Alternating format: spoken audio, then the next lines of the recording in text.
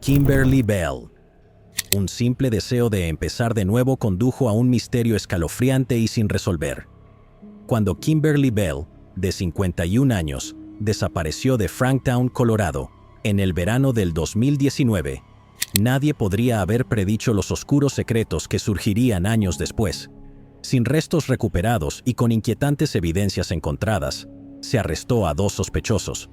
Kimberly Bell nació y creció en California en el año 1968 y era conocida como una hija y hermana amorosa para su familia. Al llegar a sus 50 años, tomó la valiente decisión de dejar California y comenzar una nueva vida en Colorado. A la edad de 51 años, se mudó a Franktown, Colorado, con la esperanza de encontrar un nuevo comienzo lejos de las sombras de su pasado. Kimberly se mudó con su hermana en Franktown, y ambas esperaban que este nuevo capítulo trajera paz y estabilidad a la vida de Kimberly. Sin embargo, las cosas comenzaron a tomar un giro preocupante en el verano del 2019. Kimberly, quien solía ser constante en sus rutinas, de repente comenzó a ausentarse de los lugares que frecuentaba. Dejó de presentarse en el trabajo y, para finales de julio del 2019, ya no se le veía en casa. Su familia empezó a preocuparse, pero el silencio de Kimberly se hizo más inquietante con cada día que pasaba. A medida que los días se convirtieron en semanas sin noticias de ella, su familia comenzó a temer lo peor. En agosto del 2019, su hermana la reportó oficialmente como desaparecida. Las autoridades comenzaron a investigar la desaparición de Kimberly. Entrevistaron a amigos y familiares y empezaron a unir la poca información disponible. El caso de Kimberly llamó la atención rápidamente, pero no surgieron pistas inmediatas que explicaran su desaparición repentina. Había muy pocas pistas que seguir, por lo que el caso se enfrió con el tiempo. La falta de evidencia tangible o sospechosos claros dificultaba que los detectives avanzaran. En 2021, la oficina del sheriff del condado de Douglas decidió transferir la investigación al equipo de casos sin resolver. Luego, el 15 de octubre del 2024, hicieron un sorprendente anuncio. 2 sospechosos habían sido arrestados en relación con el asesinato de Kimberly. Los arrestos fueron el resultado de una combinación de declaraciones de testigos y avanzadas técnicas de análisis forense digital que jugaron un papel crucial para vincular a los sospechosos con el crimen. Los individuos arrestados fueron Javier Alex Martel, de 30 años, y Jennifer Bremer, de 38 años. Martel y Bremer, quienes previamente no estaban relacionados con el caso, fueron detenidos después de que los investigadores reunieran evidencias que sugerían su implicación. El análisis forense digital, incluyendo registros telefónicos y otros datos electrónicos, proporcionó información clave que ayudó a conectar a los sospechosos con el crimen. Además, las declaraciones de testigos ofrecieron detalles críticos que corroboraron los hallazgos de los investigadores. El arresto de Martel y Bremer marcó un avance significativo en el caso, pero también generó más preguntas. ¿Qué los motivó a cometer el crimen? ¿Cuál era su relación con Kimberly?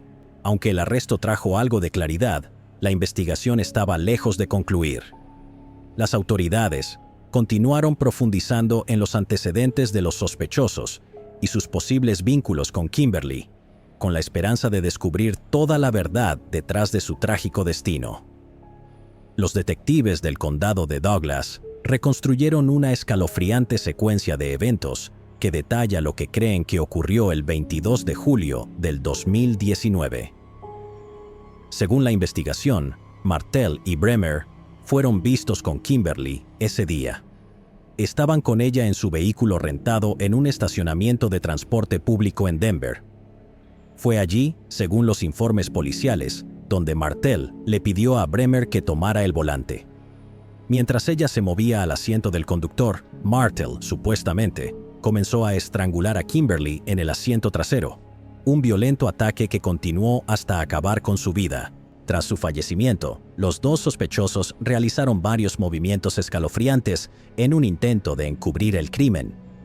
Con el cuerpo de Kimberly en el asiento trasero, Bremer condujo bajo la dirección de Martel a varios lugares alrededor de Denver. Una de sus paradas incluyó una tienda Home Depot en Aurora, donde Martel ingresó para comprar varios artículos, entre ellos un hacha.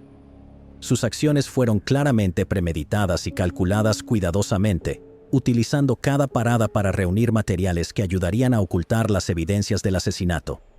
Luego, Bremer se detuvo en una gasolinera, nuevamente siguiendo las órdenes de Martel. Allí, usó la tarjeta de crédito de Kimberly para cargar combustible al vehículo, implicando aún más a ambos sospechosos en el crimen.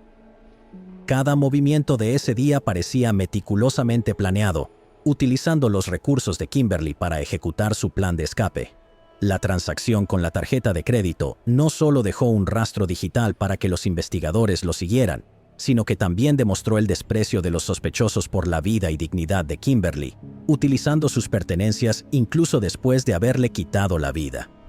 Con los suministros en mano y parte de sus huellas cubiertas, Martel y Bremer condujeron a un parque remoto, donde la magnitud completa de sus intenciones quedó clara. Según se alega, Martel utilizó el hacha que había comprado para desmembrar el cuerpo de Kimberly, un acto que añadió una capa aún más aterradora al crimen. Los restos desmembrados fueron colocados en bolsas de basura, que Martel y Bremer luego cargaron en el maletero del vehículo rentado de Kimberly. Tras esta macabra tarea, los sospechosos condujeron hacia lugares aún más aislados, con el objetivo de deshacerse de las partes del cuerpo en lugares donde era menos probable que fueran descubiertas. Hasta el día de hoy, los restos de Kimberly nunca han sido recuperados, dejando un vacío desgarrador para su familia y seres queridos, quienes anhelan un cierre. Aunque no se ha proporcionado una explicación clara, documentos judiciales han revelado pistas intrigantes en el historial de búsqueda de Internet de Kimberly, que los investigadores han relacionado con el caso. Entre estas búsquedas se encontraban frases como quitar un sistema de rastreo de un Ford Focus y el teléfono envía ubicación si está apagado, lo que sugiere posibles intentos de Kimberly por proteger su privacidad o distanciarse de alguien antes de su trágica muerte. Martel, quien actualmente está detenido con una fianza de $10 millones, enfrenta cargos graves, incluyendo 2 por asesinato en primer grado.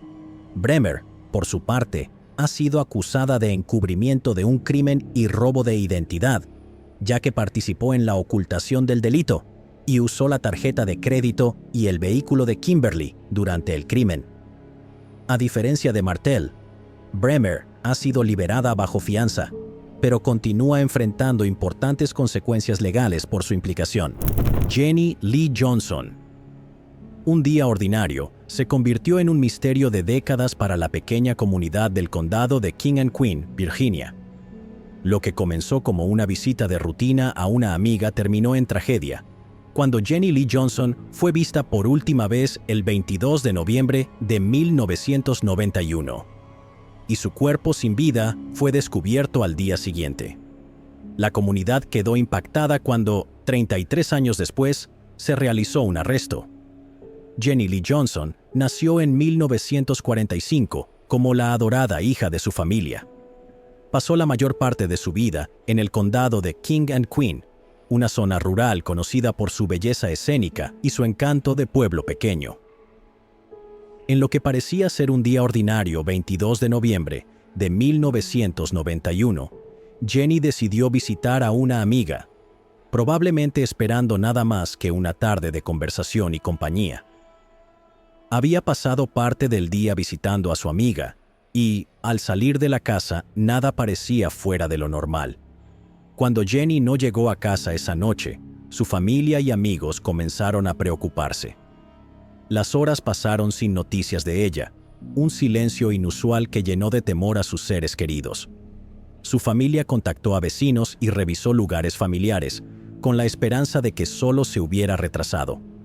Sin embargo, a la mañana siguiente, la dolorosa realidad se hizo evidente. Algo terrible había sucedido. La búsqueda llegó a un trágico final ese mismo día, cuando el cuerpo sin vida de Jenny fue descubierto en un campo cercano a la carretera Newtown. Su presencia era impactante y silenciosa contra el paisaje. Desde el descubrimiento de su cuerpo, La Oficina de Investigaciones Criminales de Richmond, dependiente de la Policía Estatal de Virginia, se comprometió a resolver el caso de Jenny. Los investigadores examinaron minuciosamente las pruebas, reanalizando cada detalle de sus últimas horas para reconstruir lo que pudo haber ocurrido. Condujeron entrevistas, recopilaron declaraciones de testigos y siguieron pistas, decididos a descubrir la verdad sobre sus momentos finales y a identificar a los responsables. A pesar de años de investigación dedicada, los detalles sobre la muerte de Jenny permanecieron esquivos, desafiando incluso a los detectives más experimentados. Un avance significativo en el caso de Jenny llegó décadas después, gracias a la dedicación incansable de los agentes de la Oficina de Investigación de Richmond y al equipo analítico asignado al Grupo de Apoyo para Casos Violentos No Resueltos y casos archivados de la División de Inteligencia Criminal. Tras años de callejones sin salida y respuestas inconclusas, estos profesionales comprometidos revisaron cada pieza de evidencia con una nueva perspectiva y técnicas avanzadas. El caso pesaba en sus mentes y estaban decididos a descubrir la verdad sobre lo que le sucedió a Jenny tantos años atrás. Un apoyo crítico para la investigación provino de la iniciativa de Kits de Asalto de Virginia, un programa liderado por la oficina del fiscal general Jason S. Millares. Esta iniciativa proporcionó fondos esenciales para el reanálisis avanzado de las pruebas, asegurando que muestras cruciales, examinadas previamente con tecnología obsoleta, pudieran ser reevaluadas con los métodos más precisos disponibles en la actualidad. El proceso de reanálisis fue confiado a DNA Labs International, una institución reconocida por su precisión en el manejo de pruebas de casos no resueltos, lo que los convierte en una opción confiable para investigaciones complejas. Utilizando tecnología avanzada de ADN, los expertos de DNA Labs examinaron cada muestra cuidadosamente, procesando elementos de evidencia que habían sido almacenados durante décadas, pero nunca sometidos al tipo de análisis que ahora estaba disponible. Este reanálisis marcó un momento crucial en la investigación. Los analistas de DNA Labs International descubrieron pistas forenses que las pruebas anteriores habían pasado por alto. Aplicando técnicas avanzadas de secuenciación de ADN, lograron extraer información de muestras que antes parecían inconclusas. Los nuevos datos permitieron a los investigadores armar detalles previamente oscurecidos, identificando potencialmente conexiones con individuos vinculados a los momentos finales de Jenny. Fue un avance largamente esperado por todos los involucrados en el caso. A medida que surgieron estos nuevos hallazgos, fueron comunicados de inmediato al equipo de la Oficina de Campo de Richmond. Los analistas e investigadores revisaron las nuevas pruebas con intensidad, analizando cómo estas revelaciones encajaban en el rompecabezas existente del caso de Jenny. Cada detalle los acercaba más a comprender lo que sucedió en esa trágica noche de noviembre de 1991. El 10 de octubre del 2024, tras 33 años de investigación y esfuerzos forenses renovados, agentes de la Policía Estatal de Virginia arrestaron a Ives T. Fortune, de 62 años, residente de Tappahannock, Virginia. El arresto siguió a una acusación formal del gran jurado que imputó a Fortune por agresión y lesiones maliciosas contra Jenny. Tras su arresto, Fortune fue llevado bajo custodia al Centro Regional de Seguridad de Middle Peninsula, donde esperó sus procedimientos judiciales. El 23 de octubre del 2024, en la Corte de Circuito del Condado de King and Queen, Fortune fue liberado bajo fianza. Fortune compareció nuevamente en la Corte de Circuito del Condado de King and Queen el 27 de noviembre para una audiencia de estado.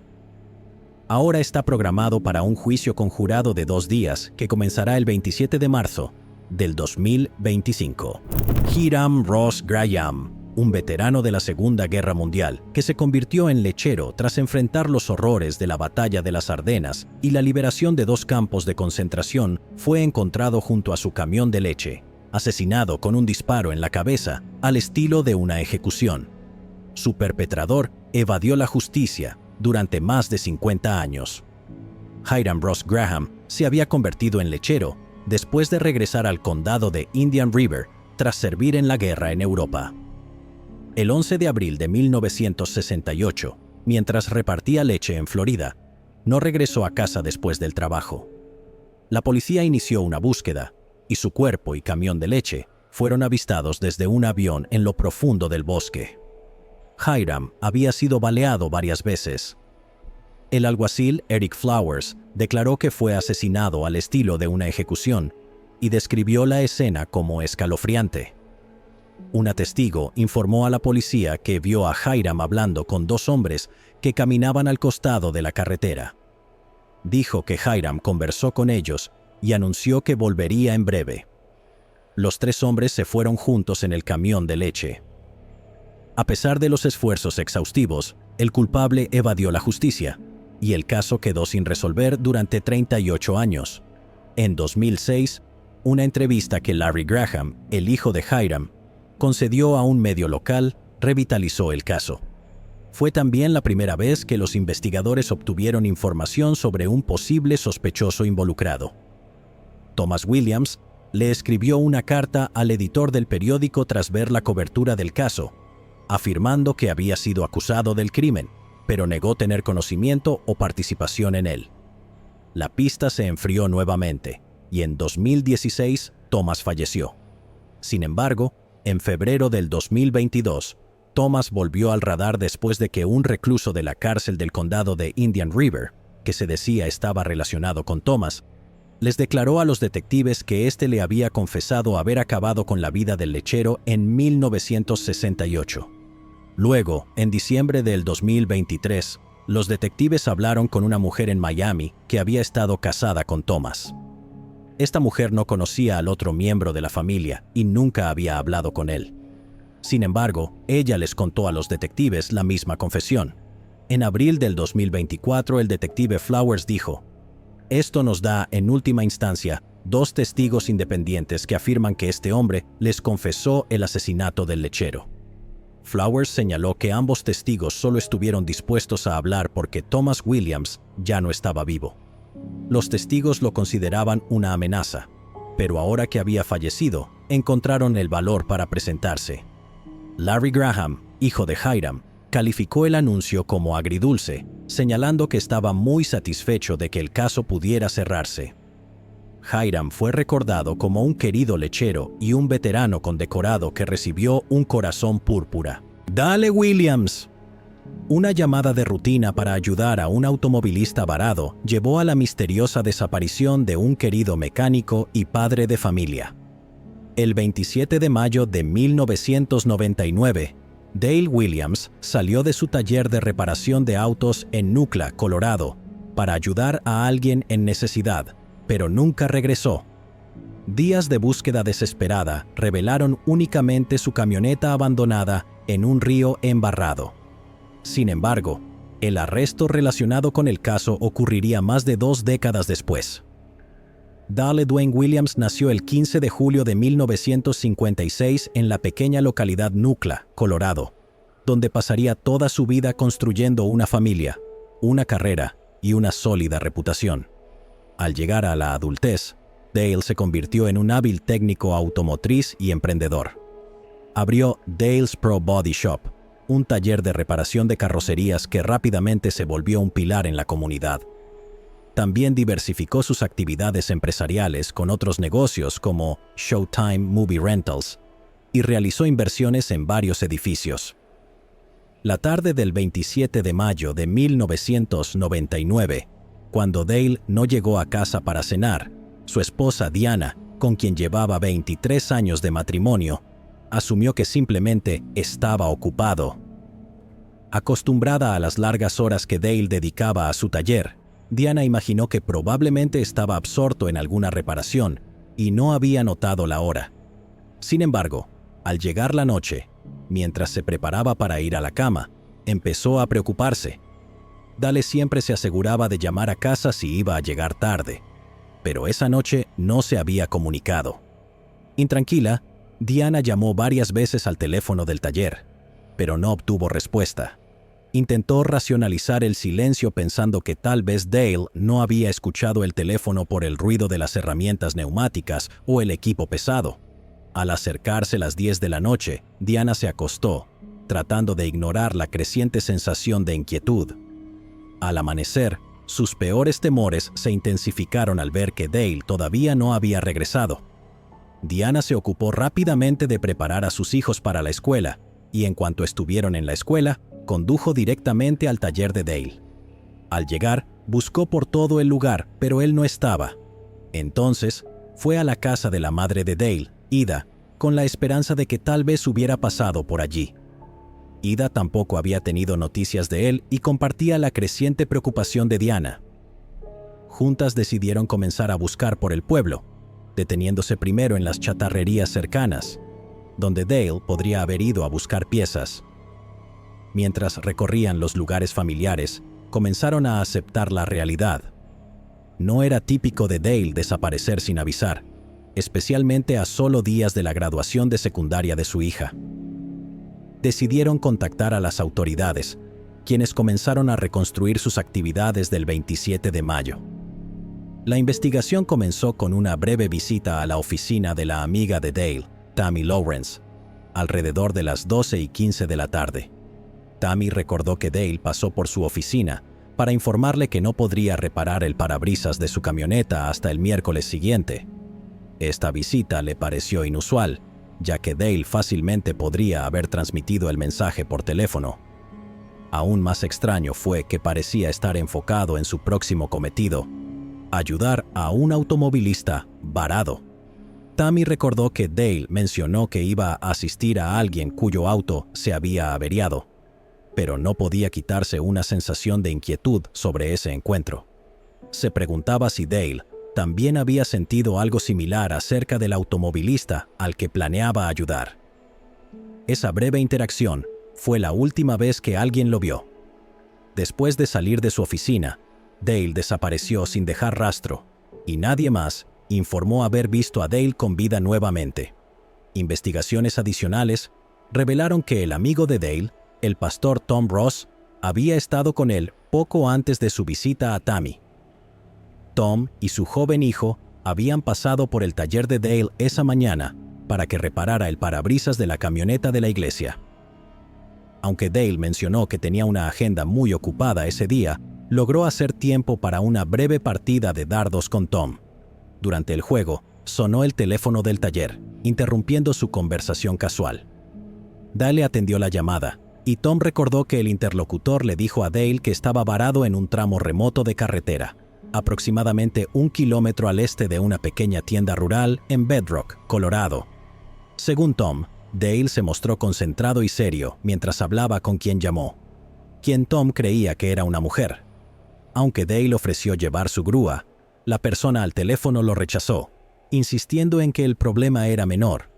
Posiblemente solo requería recargar la batería. Esto le pareció un poco extraño a Tom, considerando que el taller de Dale se especializaba en reparación de carrocerías, no en trabajos mecánicos. Sin embargo, Dale era conocido por su disposición a ayudar, por lo que no era inusual que respondiera a una solicitud de auxilio. Después de colgar, Dale le comentó a Tom que saldría pronto y se despidió de su amigo y su hijo en la puerta del taller. Según Tom, Dale parecía concentrado pero tranquilo al marcharse. Subió a su camioneta y se dirigió a ayudar al automovilista, sin saber que sería la última vez que alguien lo vería. Los investigadores marcaron este momento como crucial en su cronología, sospechando que la identidad de la misteriosa persona que llamó podría ser clave para entender lo que sucedió. Unos días después de que Diana colocara carteles de persona desaparecida para Dale en la oficina postal de la localidad, se alarmó al descubrir que habían desaparecido misteriosamente. Sin dejarse intimidar, volvió a colocar nuevos carteles, solo para que desaparecieran nuevamente en un lapso de 2 o 3 días. Preocupada por el patrón, Diana alertó a la policía, quienes decidieron instalar una cámara oculta dentro de la oficina postal para monitorear cualquier intento de retirar los carteles. En pocas semanas, la cámara capturó imágenes impactantes. Un hombre fue grabado arrancando los carteles. El individuo en el video era un antiguo amigo cercano de Dale y Diana. Cuando la policía interrogó al hombre, este negó tener algo que ver con la desaparición de Dale y proporcionó una coartada para el 27 de mayo, el día en que Dale desapareció. Las autoridades pudieron corroborar gran parte de su coartada, pero los motivos del hombre seguían siendo sospechosos. Aproximadamente un año antes de la desaparición de Dale, Diana y Dale habían ayudado a la exesposa de este hombre a mudarse fuera del estado sin informarle, lo que desató una gran ira por parte de él. La pareja mantuvo en secreto el paradero de la mujer, lo que solo incrementó la animosidad del hombre, particularmente hacia Dale. Diana creía que este resentimiento persistente podría haber sido un factor en su aparente hostilidad, incluyendo sus esfuerzos por retirar repetidamente los carteles de desaparecido. Un mes después de que la exesposa del hombre se mudara, Dale descubrió inquietantes señales de allanamiento y robo en su taller. Afuera, encontró fotografías destrozadas esparcidas por el suelo, fotos que habían sido robadas del interior de su negocio. Poco tiempo después, también descubrió que un revólver había sido robado de su taller. Aunque Diana se sintió inquieta y temió que esto pudiera estar relacionado con la ira de su antiguo amigo, Dale intentó tranquilizarla, asegurándole que las cosas se calmarían. La policía investigó al ex amigo en relación con los robos, pero el hombre negó cualquier participación y mantuvo su inocencia tanto en relación con el robo como con la desaparición de Dale. El misterio se profundizó más de un mes después, el 4 de julio de 1999, cuando una familia que disfrutaba de un día de natación en la confluencia de los ríos San Miguel y Dolores, en el cañón Unawip, Colorado, encontró la camioneta Ford F2 50 blanca modelo 1994 de Dale sumergida en el agua turbia. El departamento del sheriff del condado de Montrose respondió rápidamente, con la esperanza de que este descubrimiento pudiera ofrecer pistas o evidencias que ayudaran a resolver el caso. Sin embargo, al examinar la camioneta, no encontraron ningún otro rastro de Dale, ni pertenencias personales, ni indicios que revelaran dónde estaba o qué le había sucedido. Al revisar las fotos del vehículo recuperado, Diana quedó convencida de que alguien más lo había conducido por última vez. Notó que la ventana del lado del conductor estaba parcialmente bajada, un detalle inusual, ya que Dale tenía la costumbre de manejar con la ventana completamente abierta o cerrada, pero nunca a medias.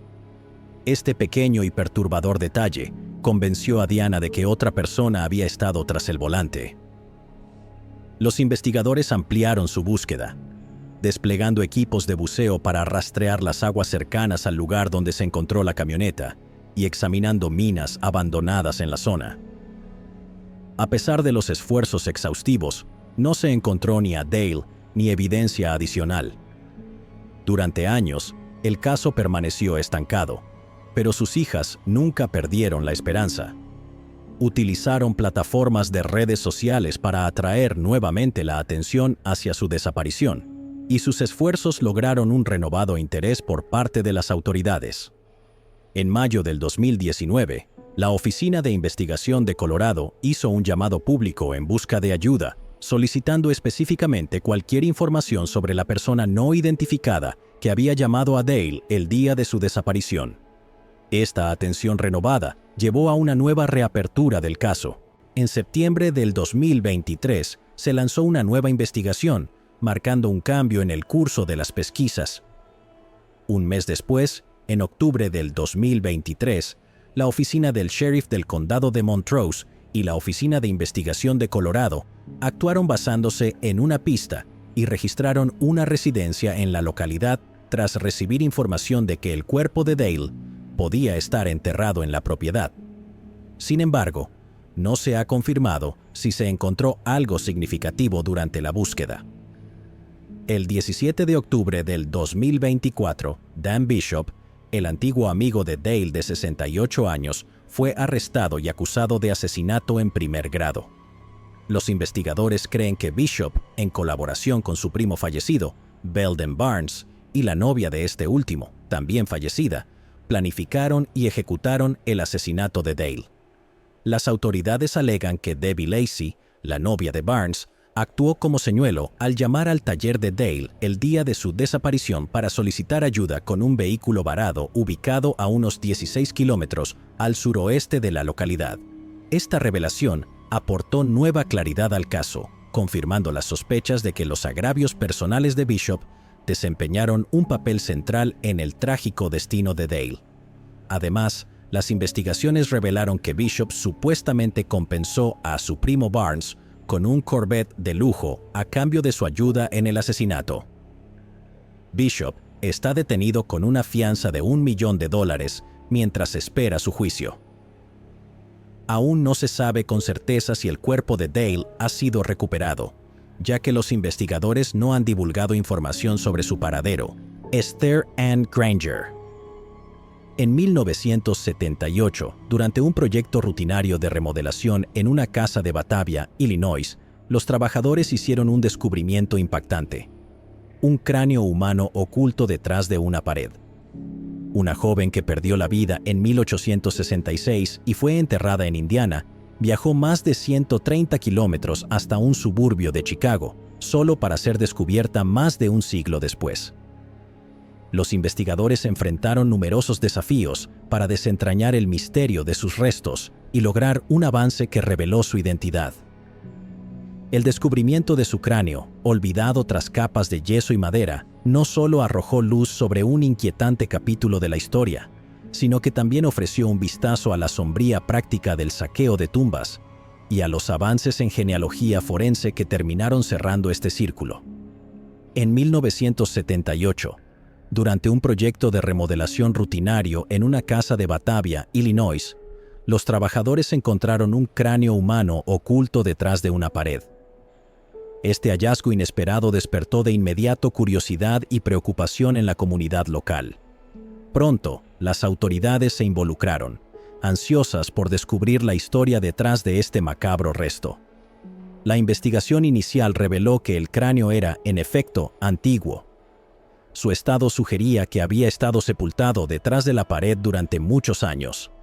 A medida que avanzaba el análisis forense, los investigadores pudieron estimar la antigüedad del cráneo, determinando que probablemente databa de más de un siglo atrás. Sin embargo, no pudieron identificar a quién pertenecía. Más de 40 años después, en 2021, durante una limpieza rutinaria en el Museo Depósito de Batavia, el personal redescubrió el cráneo olvidado dentro de una caja simple. Este hallazgo inesperado reavivó el interés en el misterioso artefacto, y el personal del museo contactó de inmediato a la policía.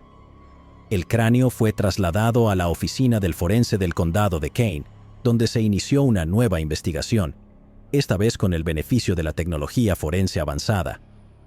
Aprovechando las últimas técnicas de análisis de ADN, la oficina del forense contó con la colaboración de Othram para intentar una identificación formal que los investigadores anteriores no habían logrado.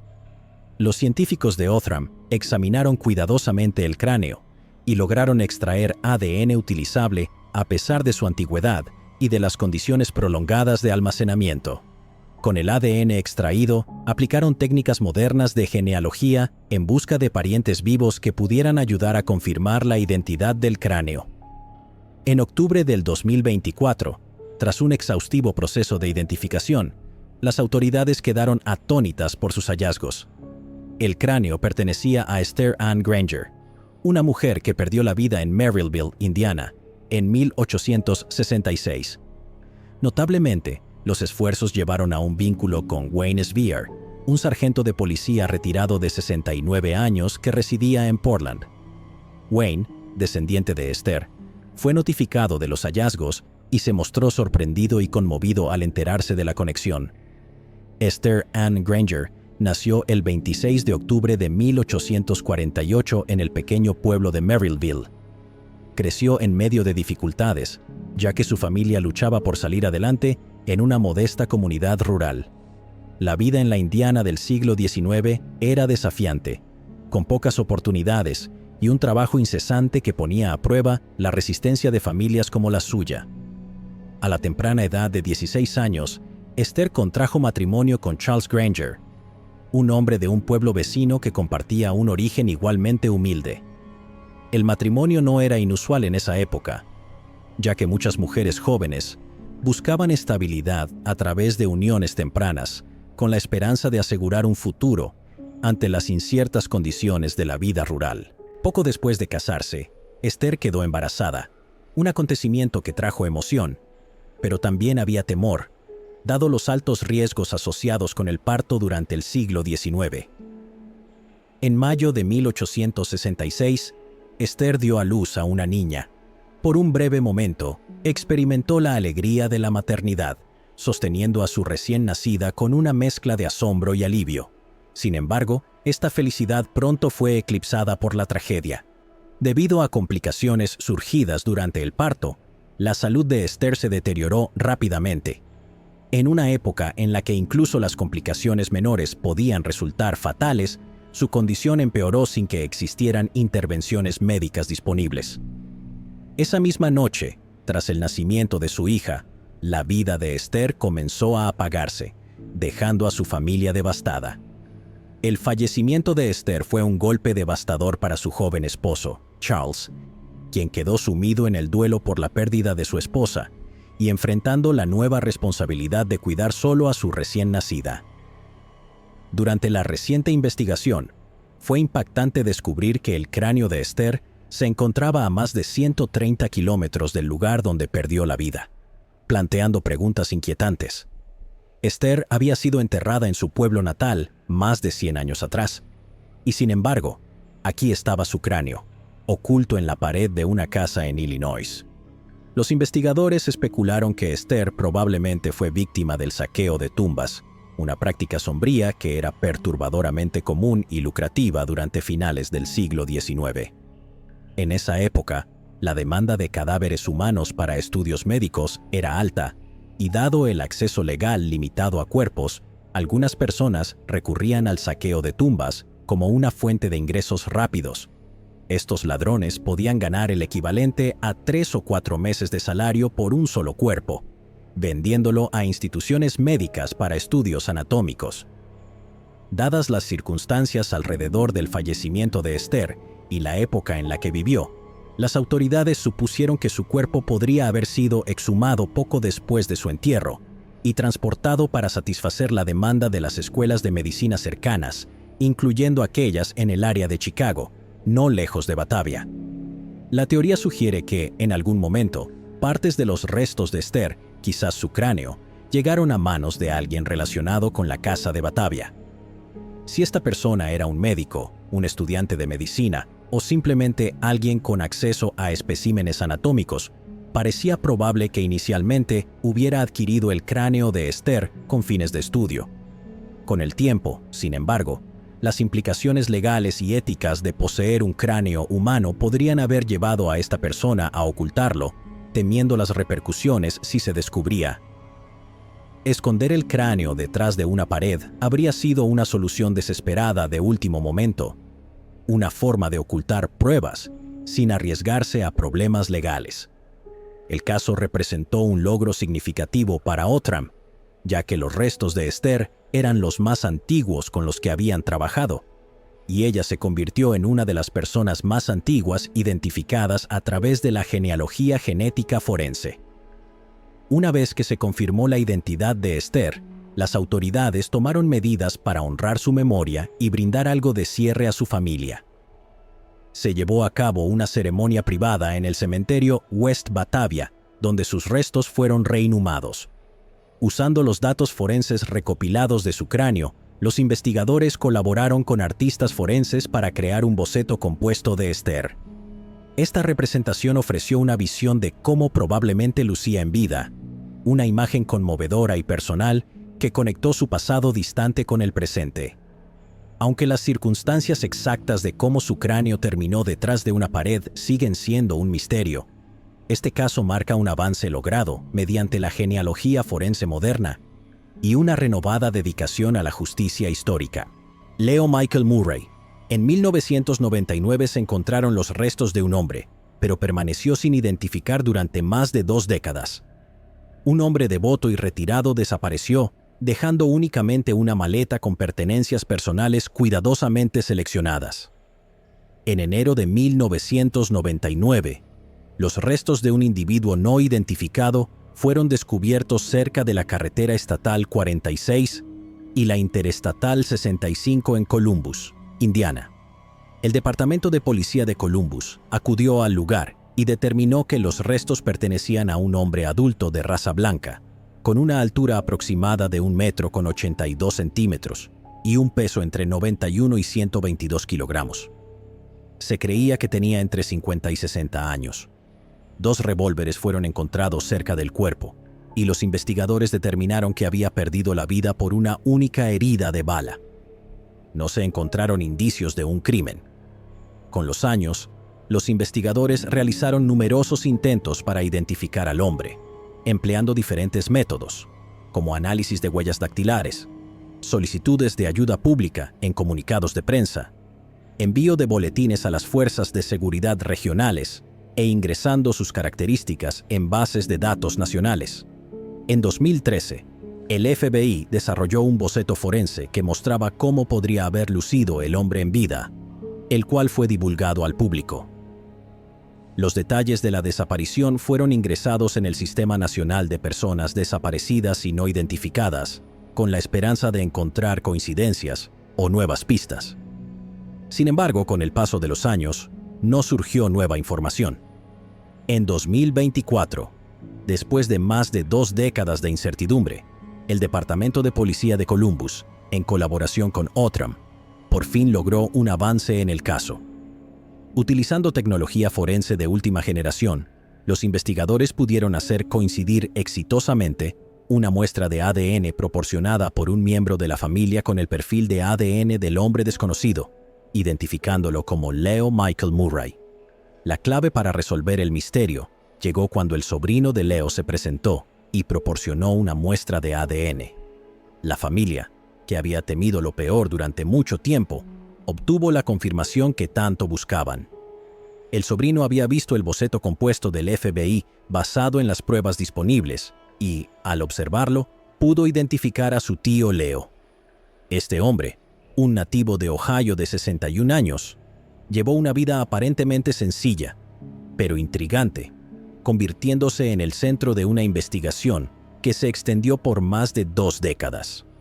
Leo nació en 1938 en Ohio. Nunca se casó ni tuvo hijos, optando por una vida de disciplina personal y servicio.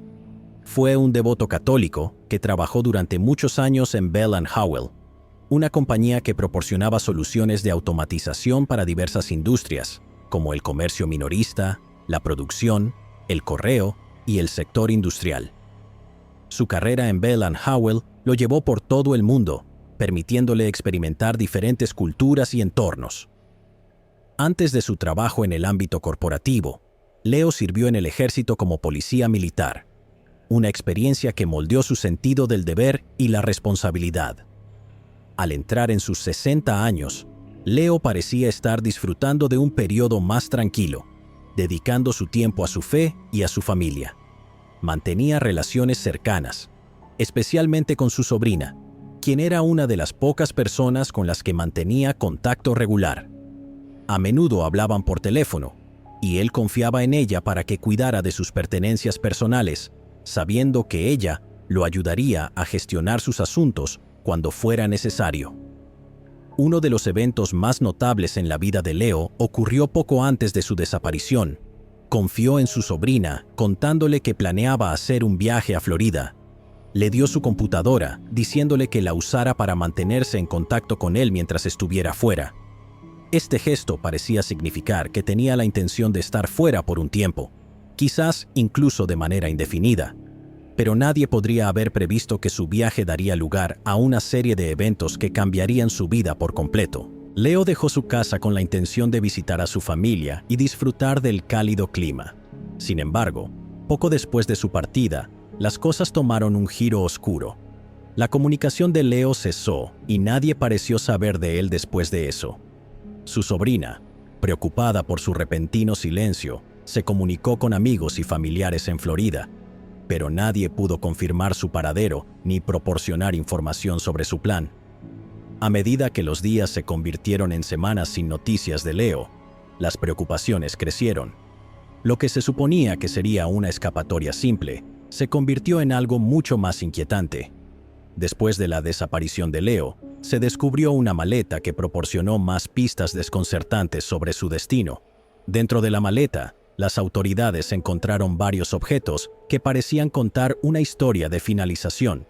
Entre los contenidos, había un anillo de diamantes para el dedo meñique, un reloj de diamantes, las chapas de identificación de su servicio militar, cartas y varios recuerdos, objetos que alguna vez tuvieron un valor sentimental para Leo. Para su familia, estos artículos parecían indicar que Leo se estaba despidiendo, como si hubiera sabido que algo iba a suceder.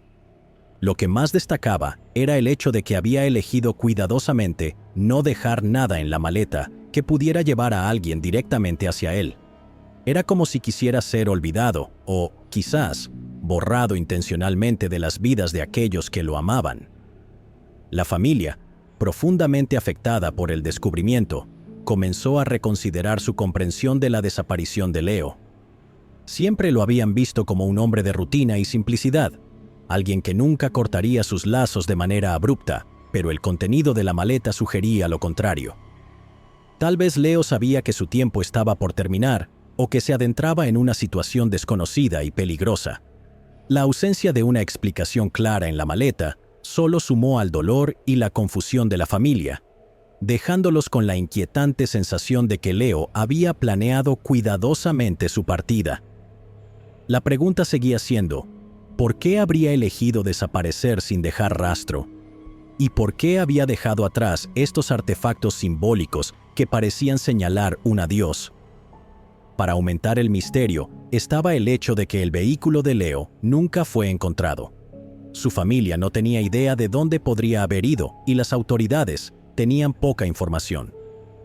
Aunque la policía de Columbus tenía el número de identificación del vehículo, VIN, no pudieron localizar el auto ni determinar si había sido vendido, abandonado o robado.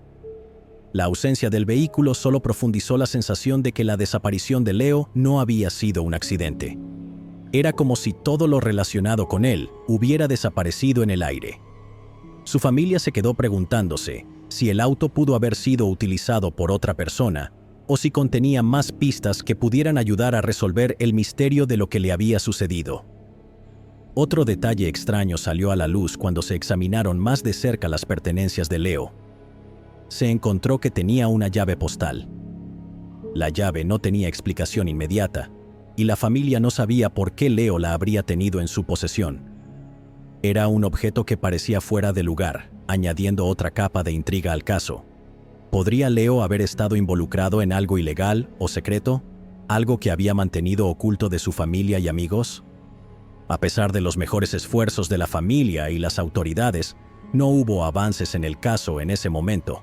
Pero luego, después de la confirmación del ADN de su sobrino, las autoridades obtuvieron el cierre que tanto habían buscado, y para la familia, fue el momento que habían estado esperando. El hombre que habían perdido todos esos años atrás, por fin había sido identificado. Velma Tharp.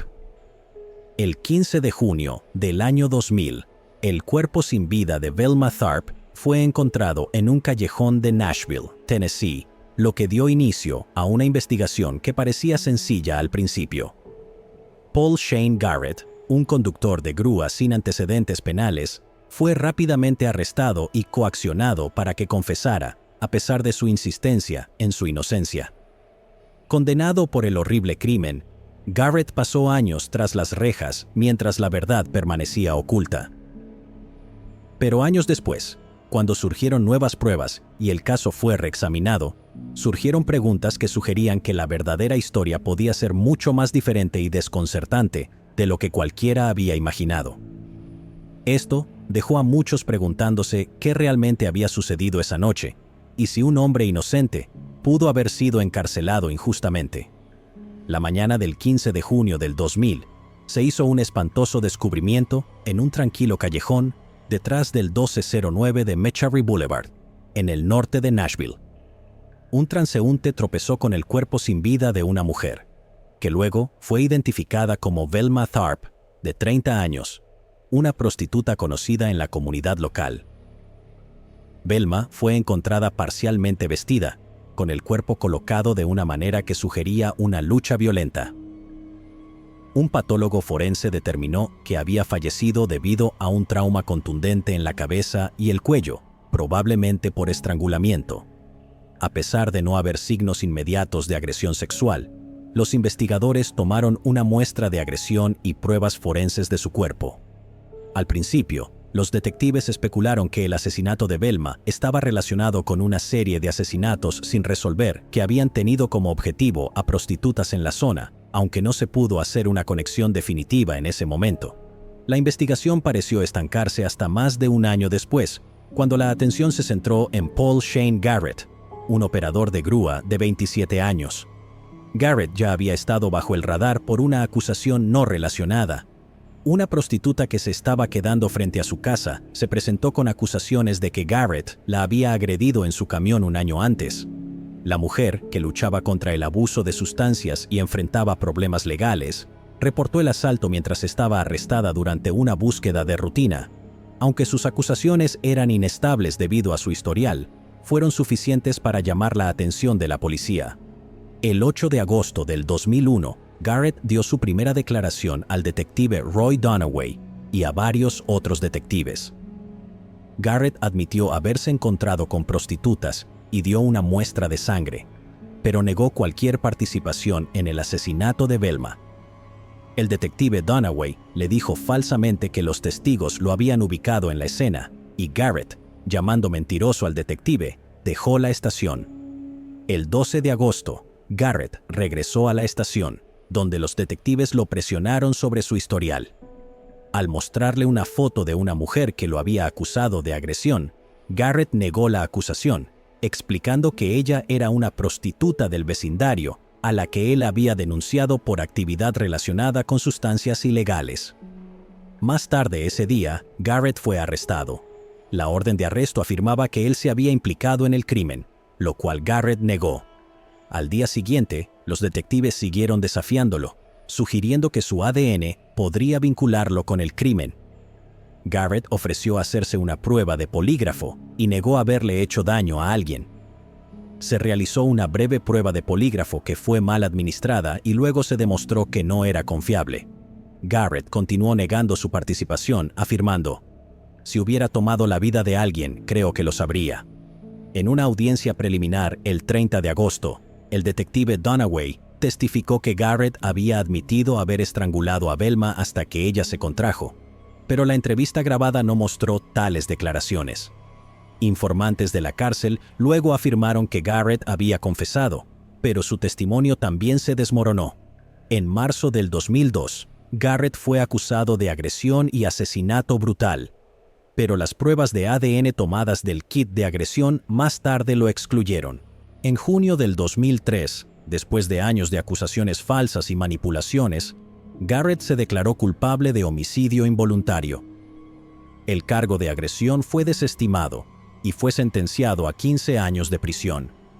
Parecía un caso cerrado, pero lo que parecía ser una evidencia clara, pronto se desmoronó y reveló discrepancias que pondrían en duda la culpabilidad de Garrett.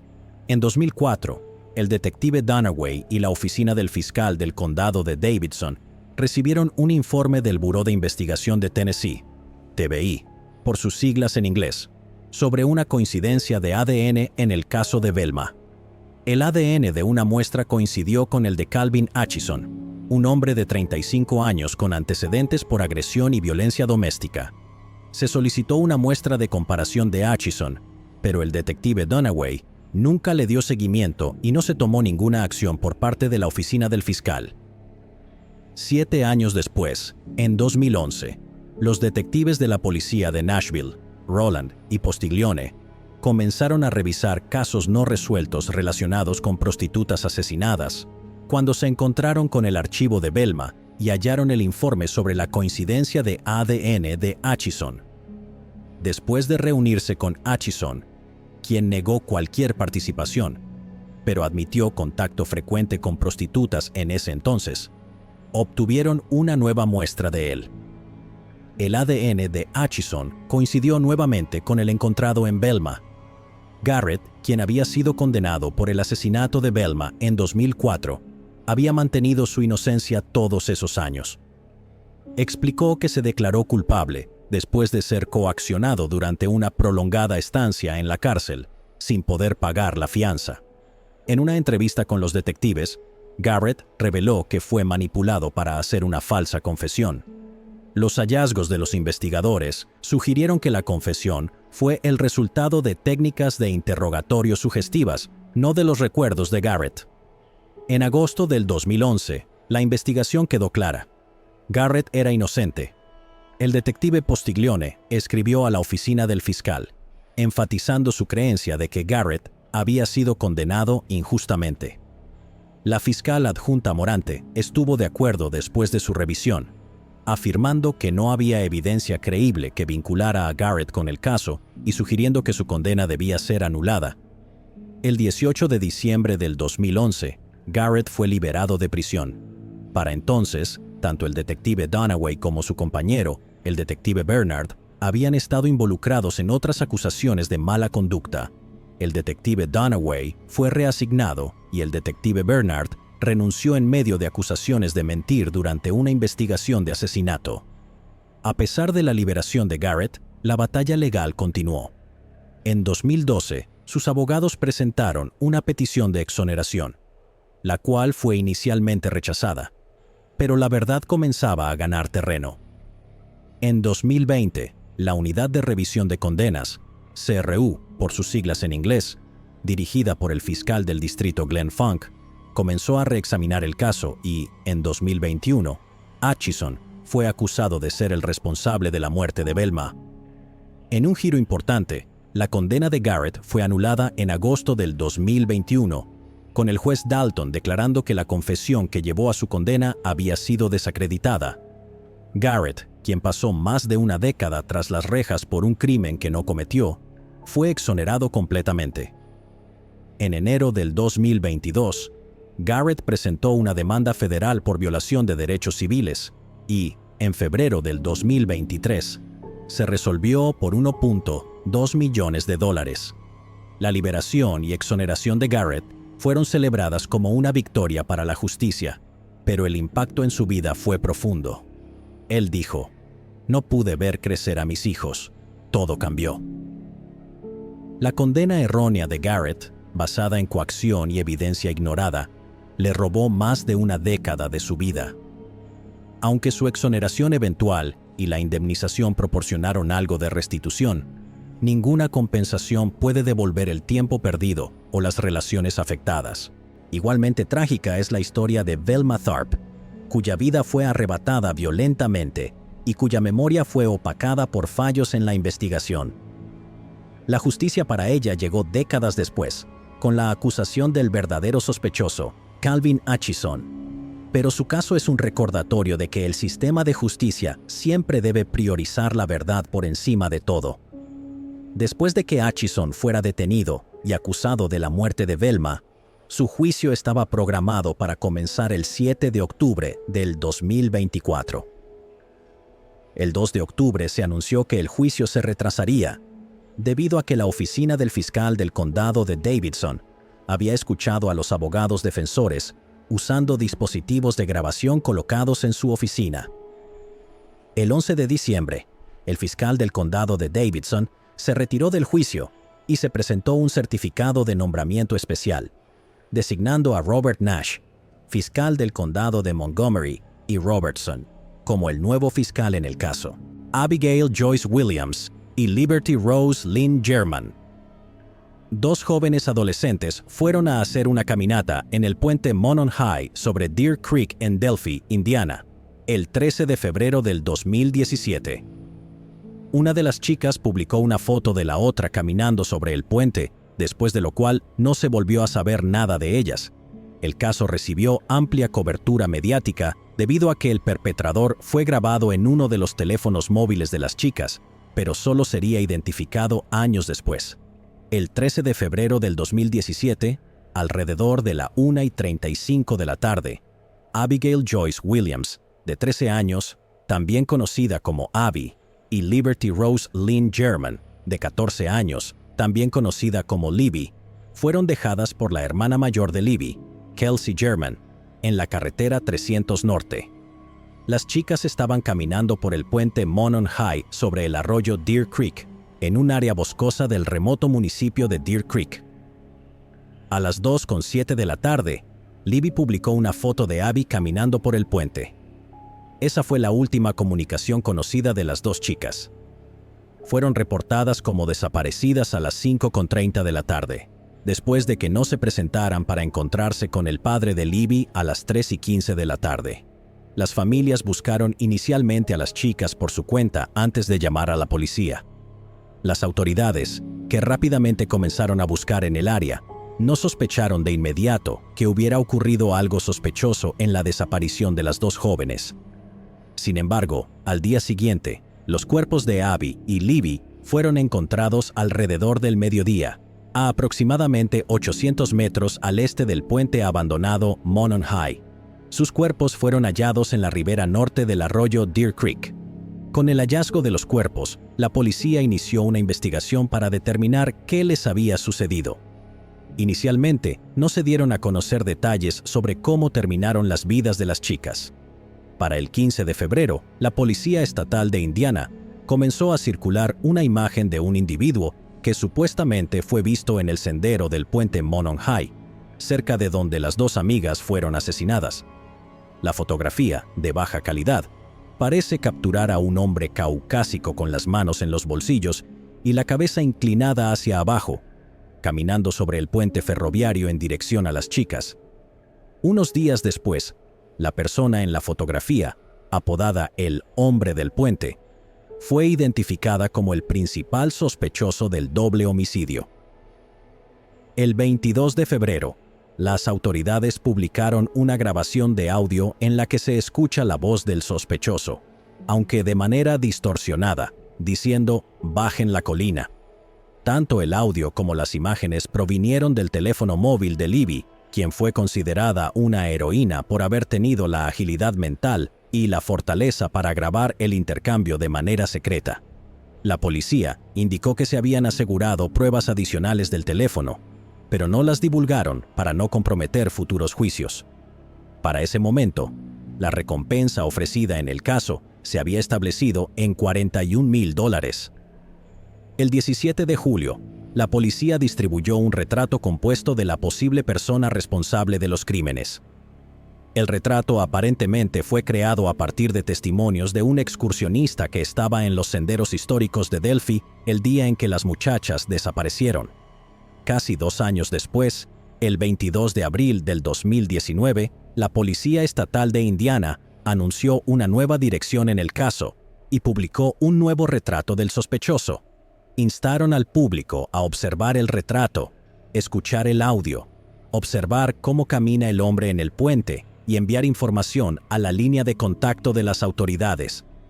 Los investigadores declararon que tenían razones para creer que el sospechoso podía estar ocultándose a plena vista y que casi con certeza conocía el área de Delphi por vivir allí, trabajar allí o por otras razones. Además, se hizo un llamado adicional para identificar al conductor de un vehículo abandonado cerca de la vía Heartland en Delphi, en la antigua oficina de servicios infantiles, entre el mediodía y las 5 de la tarde el día de los homicidios. Los investigadores no tuvieron éxito en identificar al perpetrador y el caso se enfrió. Más de 3 años después, en septiembre del 2022, los investigadores revisaron una pista mal archivada después de que un voluntario encargado de archivar descubriera el error. Richard Allen se había reportado a sí mismo 3 días después de los asesinatos por estar en los senderos el día de los homicidios y afirmó haber visto a Abby y Libby.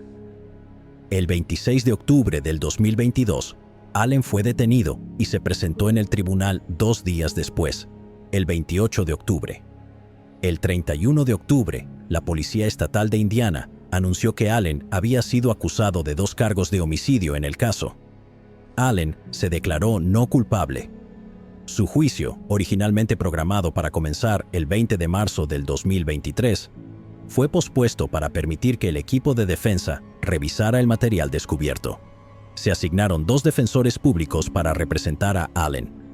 El 29 de noviembre del 2022, la jueza Frances Gould emitió una orden para desclasificar la declaración jurada de causa probable que llevó al arresto de Allen. Según el documento redactado, las imágenes recuperadas del teléfono de Libby mostraban a una de las víctimas mencionando un arma mientras un hombre, que vestía una chaqueta oscura y jeans, se acercaba a ellas y les ordenaba que bajaran la colina. Los investigadores creen que Allen es el hombre visto en el video. También encontraron una bala sin disparar de calibre 4 a menos de 60 centímetros del cuerpo de una de las víctimas. Posteriormente se determinó que la bala provenía de un arma propiedad de Allen. Un testigo afirmó haber visto a un hombre caminando lejos del puente, vestido con una chaqueta azul y jeans, cubierto de lodo y sangre. Otro testigo mencionó que un auto estaba estacionado de forma extraña, como si intentara ocultar la placa. Los investigadores dijeron que la descripción del vehículo coincidía con un auto que Allen poseía en 2017. Según la declaración jurada de causa probable, Allen fue entrevistado por la policía en 2017 y dijo que había estado en el sendero esa tarde durante aproximadamente 2 horas. El documento también indicaba que, en una entrevista posterior en octubre del 2022, Allen les dijo a las autoridades que ese día había usado jeans y una chaqueta negra o azul y que había ido al puente a observar peces. Poco después de su arresto, Allen les declaró a las autoridades que estaba en la casa de su madre mientras su esposa trabajaba. Estimó que salió de la casa alrededor de las 11:15 de la mañana y llegó al sendero Monon High Trail aproximadamente 1 hora después. Allen dijo que vio a 3 chicas pasar por el sendero antes de afirmar que no vio a nadie más después. También mencionó que revisó su teléfono para ver el indicador de acciones mientras caminaba por el sendero. Luego, al no encontrar su vehículo Ford Focus SE negro modelo 2016 en la propiedad del sendero, lo ubicó y regresó a la casa de su madre, donde continuó viendo las acciones. Allen afirmó que le dijo a su esposa que había estado en el sendero el día que las chicas desaparecieron. Su esposa mencionó que la policía buscaba hablar con personas que pudieran tener información, por lo que le dijo que fue a la oficina del sheriff y habló con un oficial del Departamento de Recursos Naturales pocos días después de los homicidios. El 2 de diciembre del 2022, la jueza Gould emitió una orden de silencio que estaría vigente hasta enero del 2023. Los abogados defensores de Allen presentaron una moción para trasladar el juicio fuera del condado de Carroll, argumentando preocupaciones sobre la parcialidad de los jurados debido a la extensa atención mediática y la naturaleza altamente publicitada del caso en el área local. En octubre del 2023, la jueza Gould retiró a los abogados defensores debido a que fotos de la escena del crimen fueron filtradas desde su oficina. La decisión fue apelada ante la Corte Suprema de Indiana, que reinstaló a los abogados defensores en el caso. El juicio comenzó el 18 de octubre del 2024 en Delphi. Durante el juicio, los fiscales declararon que a ambas chicas les habían cortado la garganta. Abby fue encontrada completamente vestida, mientras que Libby fue hallada desnuda. Los fiscales afirmaron que Allen había admitido los homicidios más de 60 veces mientras estaba encarcelado. Le confesó a su esposa, su madre, miembros de su familia, el director de la prisión, el psicólogo que lo trataba en prisión, otros empleados de la prisión y otros reclusos. Las confesiones se realizaron en persona, por teléfono y por escrito. Los fiscales le dijeron al jurado que Allen era el hombre del puente después de mostrarles una versión digitalmente mejorada de 43 segundos del video grabado por Libby en su teléfono celular. Un oficial de la policía estatal, quien escuchó más de 700 llamadas telefónicas de Allen desde la prisión, testificó que la voz de Allen coincidía con la del hombre del puente. Una psicóloga clínica que trabajaba para el Departamento de Correcciones de Indiana en el área de salud conductual testificó a favor de la defensa, indicando que Allen fue diagnosticado con una enfermedad mental grave y que tenía una discapacidad severa.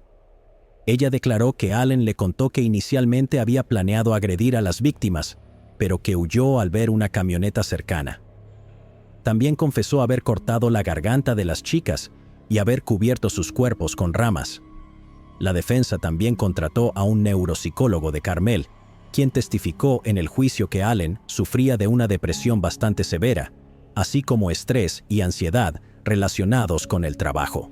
El jurado, que estuvo aislado durante el juicio, comenzó las deliberaciones el 7 de noviembre y, el 11 de noviembre del 2024, Allen fue condenado por todos los cargos. Richard Allen, el hombre condenado por el homicidio de 2 adolescentes que desaparecieron en Delphi, Indiana, en 2017, fue sentenciado el 20 de diciembre del 2024 a 130 años de prisión. Allen recibió una sentencia de 65 años por cada vida que tomó, sumando un total de 130 años. Sus 760 días de reclusión desde su arresto se contarán como parte de su condena. Dana Ireland. En 1991, una joven fue secuestrada y agredida en la zona de Kapoho, Hawái. Fue encontrada la víspera de Navidad y falleció en el hospital al día siguiente. Un sospechoso fue condenado por su homicidio, pero resultó ser inocente gracias a nuevas pruebas de ADN. Evidencia encontrada en una sábana utilizada para trasladarla al hospital coincidió con el verdadero responsable años después. Dana Ireland, de 23 años, fue secuestrada, golpeada, agredida sexualmente y abandonada en un sendero de pesca en Puna, donde fue encontrada apenas con vida entre los arbustos la víspera de Navidad de 1991. Fue llevada al hospital, pero falleció al día siguiente debido a la pérdida de sangre. Dana era una turista que visitaba desde Virginia. La policía indicó que se encontró ADN en su cuerpo y en una sábana usada para trasladarla al hospital, pero debido a la falta de tecnología forense en ese momento, no se pudo identificar al responsable y el caso quedó sin resolver. Más de 3 décadas después, en enero del 2023, un hombre condenado por su homicidio en 2020, Albert Ian Schweitzer, fue liberado después de que sus abogados presentaran nuevas pruebas y argumentaran que no cometió los crímenes. Ian era uno de 3 hombres que pasaron tiempo en prisión por el homicidio de Dana, pero siempre mantuvo su inocencia. Fue sentenciado a 130 años de prisión y cumplió 23 antes de que un juez ordenara su liberación. Los abogados del Proyecto Inocencia, que tomaron su caso, argumentaron que su ADN no coincidía con el encontrado en una camiseta hallada cerca de Dana. La camiseta no pertenecía a Dana, pero estaba empapada con su sangre y contenía ADN de un hombre desconocido. El ADN tomado de la escena del crimen de Dana en ese momento no coincidió con ninguna base de datos y se identificó como el hombre desconocido número 1. Además de Ian, Frank Paulin Jr. fue sentenciado a 3 cadenas perpetuas por el homicidio de Dana, pero perdió la vida en prisión tras ser asesinado por un recluso en una cárcel de Nuevo México en 2015. El hermano de Ian, Sean, quien también fue sospechoso en el caso, llegó a un acuerdo de culpabilidad y cumplió 1 año de prisión junto con 5 años de libertad condicional. El impulso por descubrir al verdadero responsable cobró nueva fuerza tras la liberación de Ian en enero del 2023. El ADN encontrado en su cuerpo y en la sábana utilizada para trasladarla al hospital fue sometido a pruebas nuevamente y se encontró una coincidencia con Albert Lauro Jr., de 57 años. Lauro fue interrogado por la policía el 19 de julio del 2024, pero no había causa probable para arrestarlo bajo sospecha de homicidio. En ese momento, los cargos relacionados con agresión ya habían prescrito debido al Estatuto de Limitaciones, quedando únicamente el cargo por homicidio. El jefe de policía de Hawái, Benjamin Moskowitz, declaró: "En ese entonces sentimos y seguimos sintiendo que la presencia del ADN de Lauro en la escena del crimen, por sí sola, no era suficiente evidencia para probar que Lauro causó intencionalmente o a sabiendas su fallecimiento". Agregó que, si hubieran arrestado a Lauro sin causa probable, cualquier otra evidencia o avance, en el caso que se obtuviera después, podría haber sido impugnado como inadmisible. La policía esperaba obtener más pruebas necesarias en el caso contra Lauro. Los investigadores obtuvieron acceso a su teléfono celular. Los intentos de contactar a los familiares de Lauro no tuvieron éxito de inmediato. En los últimos meses, las autoridades se centraron en Lauro y obtuvieron una muestra de ADN de un tenedor desechado que utilizó en un lugar público después de observarlo almorzar. Lauro se quitó la vida durante la penúltima semana de julio del 2024, después de que la policía fuera a su casa para comparar la muestra contra un hisopo tomado de él en persona. Si dejó una nota u otra cosa está bajo investigación, pero no había nada evidente en la escena. El jefe Moscovitz declaró: «Esperamos que haya información que nos ayude a entender por qué tomó esa decisión».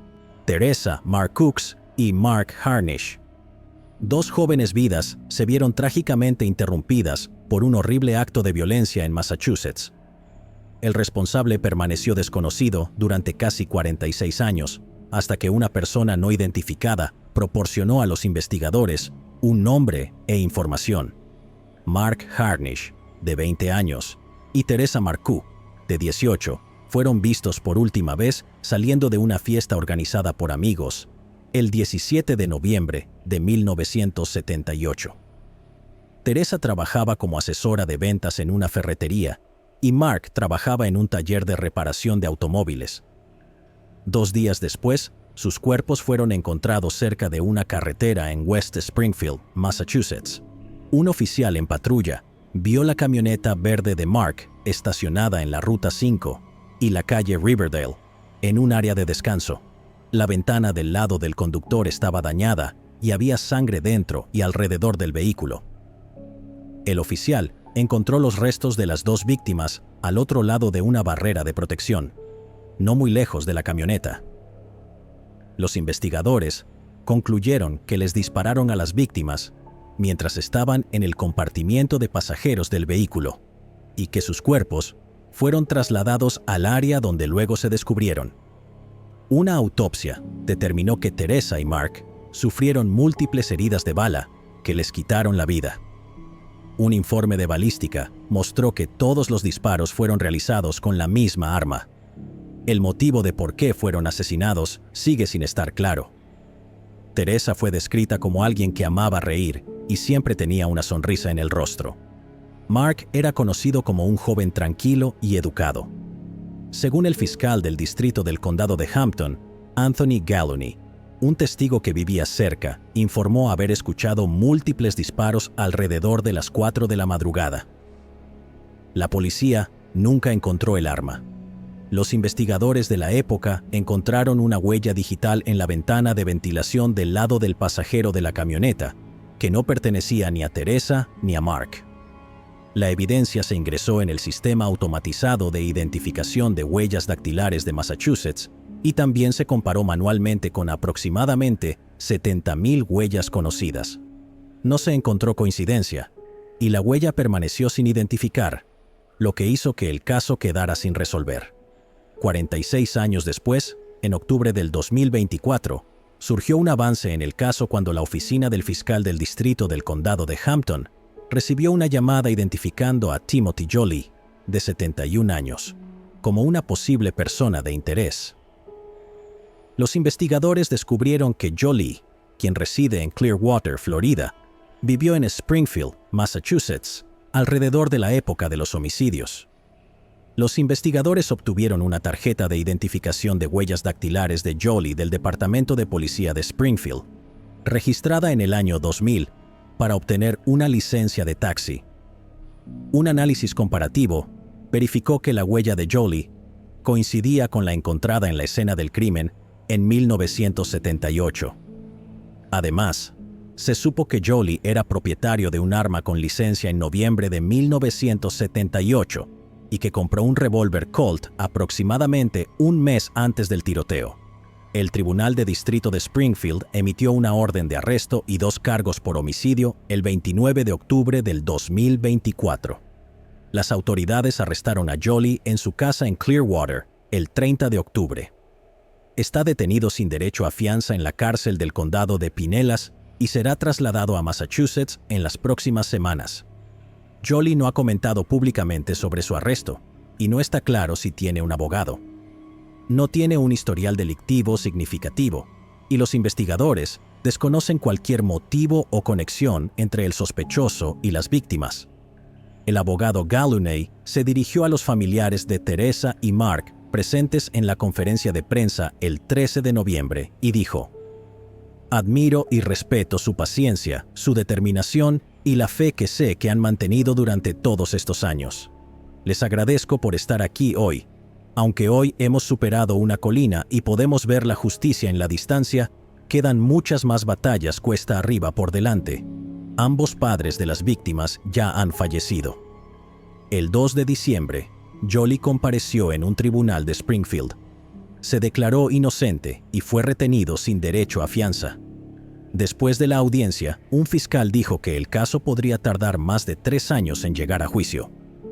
Se programó una audiencia previa al juicio para el 2 de enero del 2025.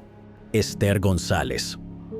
Una vida prometedora, abruptamente interrumpida, dejó solo preguntas y un caso que se enfrió durante décadas. Años después, con el avance de la tecnología forense de vanguardia, una sola muestra de sangre de una autopsia distante reveló una oscura verdad enterrada durante casi medio siglo, justo bajo las narices de los investigadores. Esther González era una estudiante de preparatoria de 17 años que creció en Beaumont, California, en las estribaciones de las montañas de San Bernardino. Nacida como la cuarta de 7 hijos, tenía un talento especial para hacer reír a sus hermanos y era particularmente cercana a su hermana Elizabeth, quien era solo un año mayor que ella. Las dos compartían un vínculo que a menudo las hacía sentirse más como gemelas. El 9 de febrero de 1979, Esther salió de la casa de sus padres para visitar a Elizabeth, quien vivía a una corta distancia caminando en el vecino pueblo de Banning. Era un trayecto que había hecho antes y que debería haber sido seguro. Pero esa noche, un cruel giro del destino lo cambió todo. Su familia perdió a una hija y hermana amada, y quedó con un doloroso vacío que perduraría durante décadas. En algún punto de ese trayecto, su camino fue interrumpido. Esther fue abordada por un hombre cuyas intenciones no eran en absoluto amables.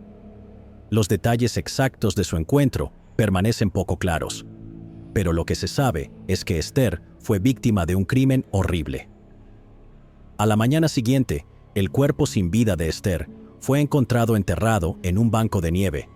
Determinaron que había sido brutalmente atacada, agredida y golpeada. Los investigadores lanzaron rápidamente un extenso esfuerzo para identificar al perpetrador, pero el caso resultó ser un desafío desde el principio. Había pocas pistas y ningún testigo. Los detectives trabajaron incansablemente, juntando fragmentos de evidencia con la esperanza de descubrir la verdad. La primera pista significativa fue una llamada anónima que reportó el hallazgo del cuerpo de Esther. El autor de la llamada, identificado como Louis Randolph Randy Williamson, levantó sospechas inmediatas. Su actitud argumentativa y su renuencia para explicar cómo había encontrado la escena hicieron que los investigadores dudaran de él. Aunque Williamson accedió a realizar una prueba de polígrafo y la pasó, la tecnología de la época no pudo vincularlo definitivamente al crimen. Sin pruebas sólidas, Williamson quedó libre, dejando a los investigadores con dudas persistentes. Con el paso de los años, el caso se enfrió. A pesar de su antigüedad, los detectives nunca dejaron de buscar respuestas. Una muestra de ADN masculino recogida en la escena del crimen fue preservada, con la esperanza de que los avances tecnológicos pudieran algún día aportar una solución. La muestra fue ingresada en el Sistema Combinado de Índices de ADN del FBI, CODIS, pero durante décadas no se encontraron coincidencias. En el año 2023, el equipo de homicidios sin resolver del condado de Riverside decidió tomar un nuevo enfoque. Con los avances en tecnología forense, el equipo envió la evidencia de ADN preservada a Outram. Al mismo tiempo, un analista criminal revisó cada detalle del caso. considerando la posibilidad de que Williamson, a pesar de haber sido descartado por el polígrafo en 1979, pudiera ser el asesino. El instinto del analista resultó correcto y surgió una pista crítica: la muestra de sangre de Williamson, recolectada durante su autopsia en el año 2014 en Florida, seguía estando disponible. Esto abrió una nueva oportunidad para comparar la evidencia de ADN con la muestra preservada durante más de 4 décadas. El Departamento de Justicia de California procesó la muestra de sangre de Williamson y la comparó con el ADN masculino extraído de la escena del crimen. Los resultados fueron concluyentes. El ADN de Williamson coincidía perfectamente. En noviembre del 2024, la genealogía forense resolvió el caso después de 45 años. El equipo confirmó lo que los detectives habían sospechado durante mucho tiempo. Louis Randolph Williamson fue el responsable de quitarle la vida a Esther. Aunque Williamson había fallecido años antes, en el 2014, el avance trajo respuestas largamente esperadas a una familia que había buscado justicia durante casi medio siglo. Para la familia González, la confirmación fue agridulce. Después de décadas de angustia, se sintieron aliviados al saber por fin la verdad sobre quién les había arrebatado a su amada hija, hermana y amiga. Jason Corey, el investigador principal de la oficina del sheriff del condado de Riverside, dijo: «No puedo imaginar lo que ha sido para ellos. Toda esa familia ha estado devastada durante años. Esto es algo que enfrentaron día tras día. No creo que sea algo que se haya vuelto más fácil para ellos con el tiempo. No sé si se puede decir que están felices de que esto se haya resuelto, porque sigue siendo una tragedia terrible, pero espero que esto les pueda dar algo de cierre». El hermano mayor de Esther, Eddie, compartió un mensaje en Facebook diciendo: «La familia González quisiera agradecer al departamento del sheriff del condado de Riverside por un trabajo bien hecho. Después de 40 años, la familia González tiene cierre». Mary Kay Hees. En un tranquilo pueblo de Nebraska, la vida de una joven fue violentamente interrumpida hace más de 5 décadas. Durante años, el caso pareció destinado a permanecer sin resolver. Una de esas historias que se mantienen en el fondo, esperando siempre un cierre. Sin embargo, décadas después, una investigación renovada está revelando verdades escalofriantes, mientras la nueva tecnología y los antiguos secretos traen el pasado al presente. Mary Kay Hees era una brillante estudiante de secundaria de 17 años, originaria de Wahoo, Nebraska. En la tarde del 25 de marzo de 1969, Mary Kay salió de su casa alrededor de las 5 de la tarde. Era un horario típico para hacer recados o encontrarse con amigos. Caminó sola hasta la esquina de las calles Quinta y Linden, a una corta distancia de su casa, probablemente dirigiéndose a un destino familiar. Sus padres no tenían razones para sospechar nada extraño cuando ella se fue. A medida que pasaban las horas y Mary Kay no regresaba a casa, sus padres comenzaron a preocuparse, y ya entrada la noche reportaron su desaparición. El pequeño pueblo de Wahoo, acostumbrado a su rutina pacífica, consideraba imposible que algo tan siniestro pudiera ocurrirle a alguien de su comunidad. Sin embargo, a la mañana siguiente, un agricultor local que conducía por un camino rural notó algo inusual. Libros escolares esparcidos por la carretera. Detuvo su camión para investigar y quedó horrorizado al descubrir el cuerpo de Mary Kay en una zanja al costado del camino. Cuando las autoridades llegaron, la escena era perturbadora y desconcertante. Sus zapatos, curiosamente, fueron encontrados cerca, pero Mary Kay estaba completamente vestida. Su cuerpo se hallaba a unos 5,5 kilómetros al sureste de Wahoo, fuera de los límites de la ciudad. Era evidente para los investigadores que Mary Kay había sido llevada fuera del pueblo y abandonada como si fuera basura. Pero, ¿por qué? La autopsia reveló que Mary Kay había sido brutalmente atacada. Había sufrido múltiples heridas de arma blanca en el torso, un claro indicio de que había habido una violenta lucha. El arma nunca fue recuperada, dejando a las autoridades con una sensación de impotencia. Nadie sabía quién podía haber cometido un crimen tan salvaje. No había pistas obvias, señales de agresión sexual ni un motivo claro. A pesar de numerosas entrevistas, pistas de ciudadanos y horas incontables dedicadas a investigar, el caso se enfrió cada vez más, y la identidad del perpetrador permaneció como un misterio. El pueblo de Oahu quedó conmocionado, pero con el tiempo, la tragedia se convirtió en otro caso no resuelto. Décadas después, un avance trajo nueva esperanza a la investigación. El punto de inflexión llegó 50 años después del asesinato de Mary Kay Hess, cuando el investigador del condado de Saunders, Ted Green, recibió la tarea de revisar el caso original. El investigador Green enfrentaba una tarea desalentadora. Muchos de los testigos originales se habían mudado, algunos habían fallecido y otros habían cambiado sus nombres debido al matrimonio o a la reubicación. Pocas de las personas involucradas en el caso tenían números de seguro social en 1969, lo que hacía difícil rastrearlas. Sin desanimarse ante estos desafíos, el investigador Green utilizó una combinación de trabajo detectivesco tradicional y tecnología moderna para recopilar información crucial. Revisó antiguos anuarios escolares, registros de la sociedad histórica y bases de datos públicas, y comenzó a construir una lista de posibles testigos, algunos de los cuales vivían en estados lejanos o habían cambiado completamente sus vidas desde el asesinato. Uno de sus recursos más valiosos fue Clear de Thomson Reuters, una herramienta que le permitió rastrear a las personas utilizando una variedad de identificadores, como información de trabajos antiguos, nombres de soltera o detalles de vehículos. Uno de los hallazgos más significativos ocurrió cuando el investigador Green reentrevistó a testigos que habían formado parte de la investigación original.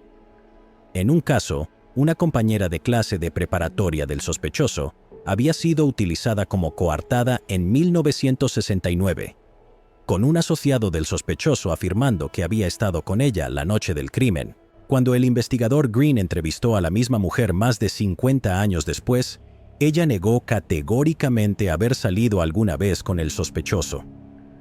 Confirmó que nunca había salido con él en una noche de escuela y que sus padres jamás lo habrían permitido. Esto expuso una declaración falsa que había sido aceptada como verdadera en la investigación original. A través de sus reentrevistas, el investigador Green descubrió varias inconsistencias adicionales, incluyendo detalles sobre los movimientos del sospechoso que no habían sido documentados adecuadamente en su momento. Pudo corroborar y refutar partes del caso inicial, revelando errores que habían provocado años de confusión. El aspecto más crítico de la investigación giraba en torno al sospechoso, Joseph Ambrose, de 77 años, quien había estado vinculado al crimen desde sus inicios, y tenía 22 años en ese momento. Ambrose había sido entrevistado múltiples veces en el pasado, incluyendo en 1969 y nuevamente en 1999, pero después de mudarse repetidamente por el país y vivir bajo varios alias, los investigadores tuvieron problemas para localizarlo en años recientes. Cuando el investigador Green ingresó el nombre y número de seguro social de Ambrose en Clear, hizo un descubrimiento crucial. Ambrose seguía vivo, a pesar de los rumores de su muerte. La herramienta mostró que Ambrose se había mudado más de 2 docenas de veces desde la investigación original y que se había casado varias veces. Esta información le permitió al investigador Green determinar su ubicación actual, y quedó claro que vivía en Oklahoma, donde fue arrestado y acusado del brutal asesinato en noviembre del 2024. A medida que el caso avanza hacia el juicio, Kathy Tull, prima de Mary Kay, expresó su esperanza de que este capítulo traiga paz a la familia. Kathy dijo: "Quiero que recuerden lo que supuestamente le hizo a ella, no cómo se ve ahora o quién es ahora. Aún se alega que él le quitó la vida, y espero que esto termine pronto y que todos lo sepamos. Así podremos encontrar algo de paz". El 25 de noviembre, Ambrose fue llevado al Tribunal de Distrito del Condado de Saunders para su audiencia. Llegó en silla de ruedas y conectado a oxígeno. No pronunció una sola palabra ante el tribunal, limitándose a susurrar a su abogado. Mientras la defensa argumentaba que Ambrose no representaba un riesgo de fuga, el juez negó la posibilidad de fianza. El equipo defensor insistió en que, debido a sus problemas de salud, no había riesgo de que abandonara la ciudad, incluso si se le permitiera pagar una fianza en efectivo. Sin embargo, la fiscalía sostuvo que, aunque el supuesto asesinato ocurrió hace 55 años, las personas suelen actuar de manera diferente cuando enfrentan este tipo de cargos graves.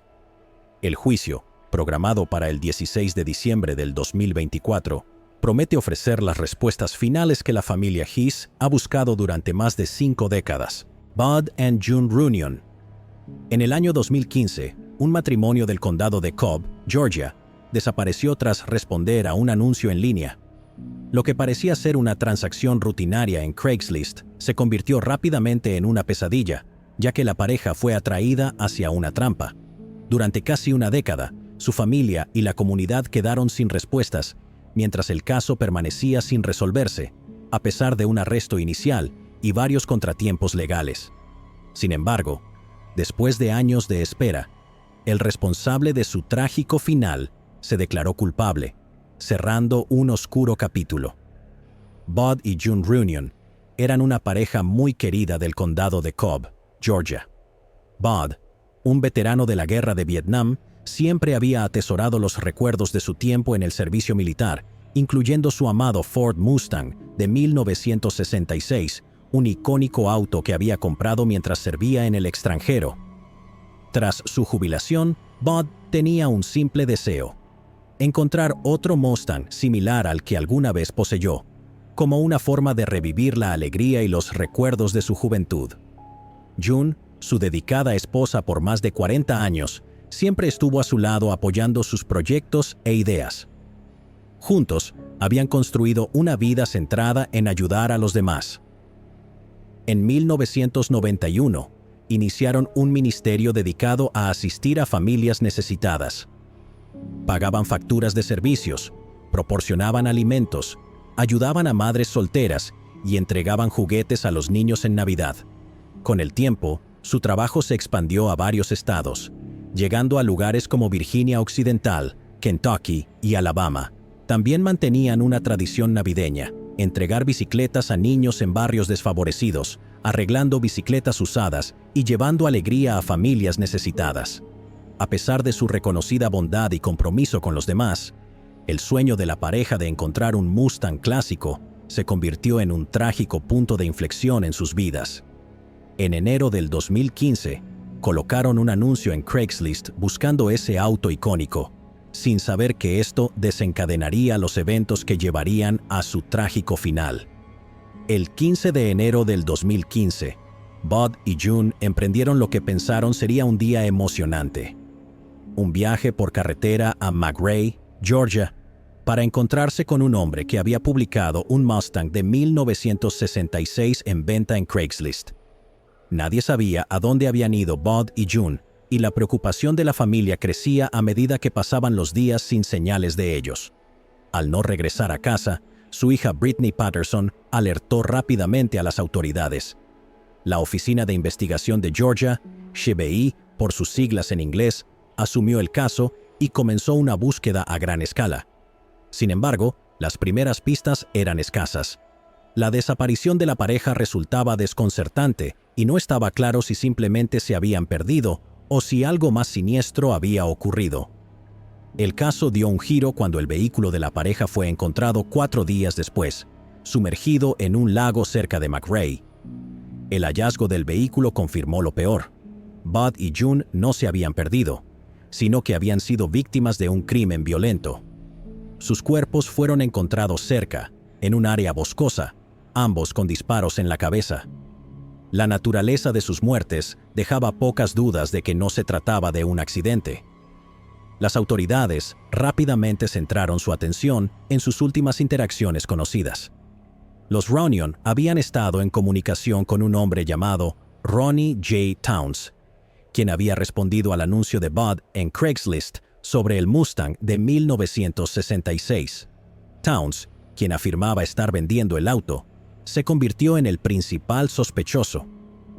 Los investigadores descubrieron que Bud y June habían conducido al condado de Telfair después de hablar con él, pero al llegar no encontraron ningún auto. Más investigaciones revelaron que Towns tenía antecedentes de comportamiento delictivo, aunque nada que lo vinculara directamente con los Runyon antes de ese momento. Tras los asesinatos, Towns fue arrestado brevemente, pero no había suficiente evidencia para acusarlo y fue liberado. El caso parecía estancarse mientras la Oficina de Investigación de Georgia, FBI, por sus siglas en inglés, luchaba por reunir pruebas. En 2017, una parte clave de la investigación se desmoronó cuando una acusación formal contra Towns fue anulada. Un tribunal determinó que la selección del gran jurado no se había realizado de manera aleatoria, dejando el caso en un limbo legal. La familia, devastada por los retrasos, tuvo que esperar aún más tiempo para obtener justicia. El caso dio otro giro en 2020, cuando Towns fue nuevamente acusado formalmente, pero la pandemia global ralentizó los procedimientos judiciales y parecía que la espera por justicia nunca terminaría. Luego, en julio del 2024, surgió un avance inesperado de una fuente poco probable: un pescador magnético. Mientras exploraba un río cerca de Atlanta, el pescador recuperó un rifle calibre 22 y las identificaciones de los Runyon. Esto llevó a los investigadores a regresar al área, donde 2 días después encontraron más pertenencias de las víctimas, incluidas tarjetas de crédito y un teléfono celular. Estas nuevas evidencias fueron cruciales para por fin cerrar el caso. La FBI utilizó esta información para obtener una orden de registro para la casa de Towns, donde se descubrieron más elementos incriminatorios. Durante la investigación adicional, los detectives reconstruyeron la línea de tiempo de los hechos según creen que ocurrieron. Bud y June habían estado en comunicación con Towns, quien les aseguró que el auto era exactamente lo que buscaban. Pero al llegar a la propiedad de Towns, rápidamente se dieron cuenta de que no había ningún Mustang. En su lugar, se encontraron con violencia. Towns, que los había atraído bajo pretextos, no tenía intención de vender un auto. En realidad, planeaba robarlos. Tras un intercambio que probablemente escaló rápidamente, Towns les disparó a Bud y June a quemarropa. Towns había crecido en una granja al final de un largo camino de tierra, donde su padre cultivaba pinos, soja, maíz y cacahuates. A los 28 años, Towns tenía su propia familia, una esposa y una hija pequeña. Su tío, Buddy Town, comentó: «Simplemente no tiene sentido por qué esto tuvo que ocurrir. Es difícil para sus padres. No lo entienden». Las nuevas evidencias físicas, junto con entrevistas anteriores y análisis de ADN, formaron la base para que Towns se declarara culpable el 18 de noviembre del 2024. La hija de Bud y June, Stephanie Bishop, expresó: «Esperaba con tantas ganas poder llamar a mi papá, pero nos los arrebataron». Stephanie agregó que, a pesar de lo que Towns les quitó, sus padres querrían que Towns encontrara el perdón a los ojos del Señor. Otra de sus hijas, Brittany, dijo lo siguiente sobre su padre: «Él dijo, no puedes llevarte el dinero cuando te vas, así que bien podrías gastarlo y disfrutarlo. Él es un sobreviviente y luchador, y sé que no se habría ido sin pelear e intentar proteger a mi madre». Su vecino, Tom Murphy, dijo: «Si alguien vive su vida de esta manera y esto sucede, realmente pone a prueba tu fe». Después de dictar su sentencia, la jueza Wall le explicó a Towns lo que significaba su condena en términos sencillos. Pasaría el resto de su vida en el Departamento de Correcciones de Georgia. La tan esperada justicia para la familia Runyon pareció una esperanza distante durante muchos años, pero al final, la perseverancia de las fuerzas del orden y el inesperado hallazgo de un pescador magnético trajeron el cierre a este caso. Louisa Dunn. Durante casi 6 décadas, el brutal asesinato de Louisa Dunn, de 75 años, proyectó una sombra oscura sobre las calles de Bristol. fue descubierta sin vida en su casa en un día de verano de 1967, y su caso desconcertó a los investigadores, quedándose sin resolución a medida que pasaban los años. En un giro de los acontecimientos, un avance en la ciencia forense resucitó el caso, atrayendo nueva atención hacia uno de los casos sin resolver más antiguos de Inglaterra. Louisa Dunn nació a principios de 1890. Su primer matrimonio fue con Teddy Parker, un respetado concejal de la ciudad.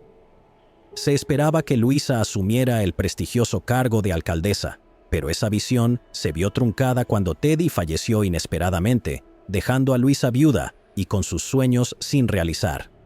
Con el tiempo, encontró compañía nuevamente, casándose con John Dunn, un vigilante nocturno. Su vida juntos fue más simple, pero estable, dándole a Louisa un sentido de seguridad después de su pérdida anterior. Trágicamente, esta estabilidad también fue fugaz, ya que John también falleció, dejándola viuda por segunda vez.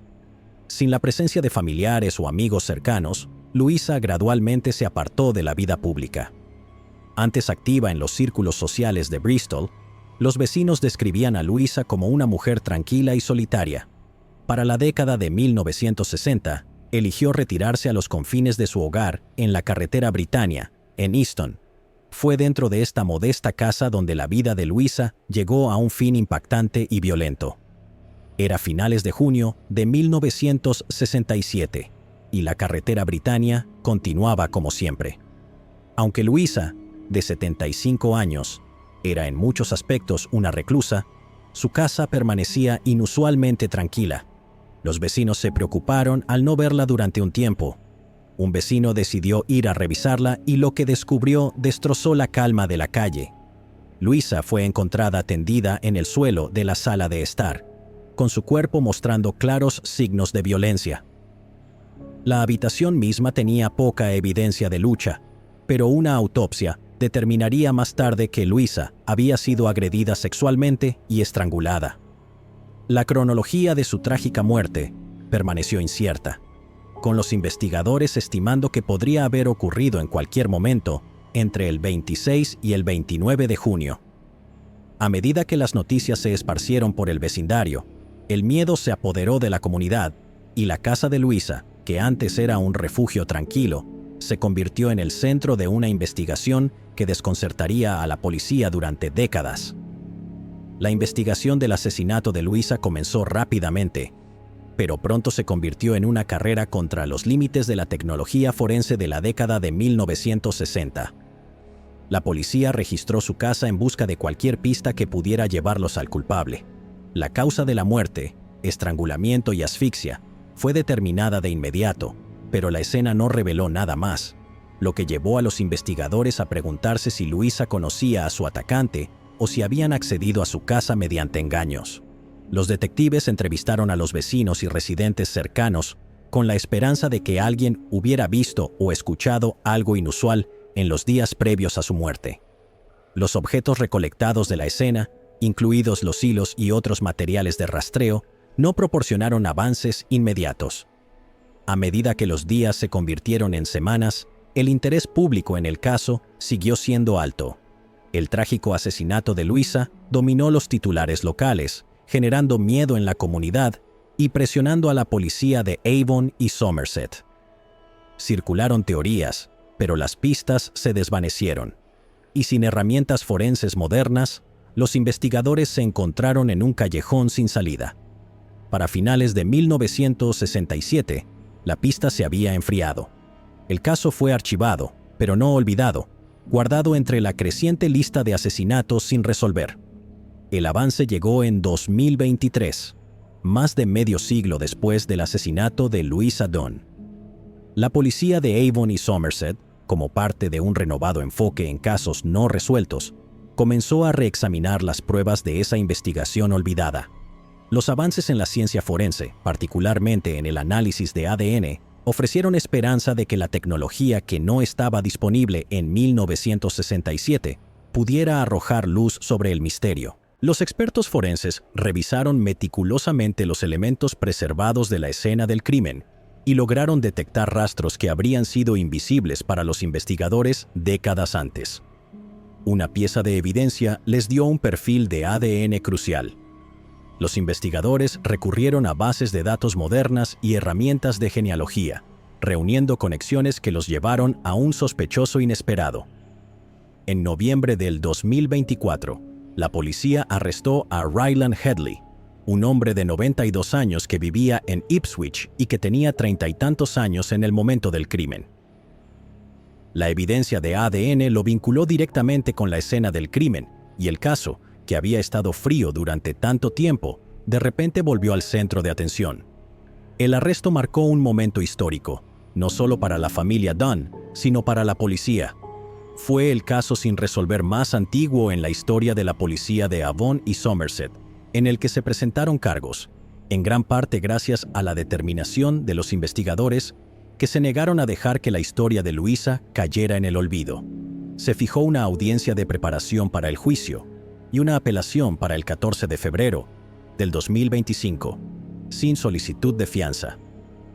El juicio de Headley comenzará el 16 de junio del 2025. Pamela Lee Hoop.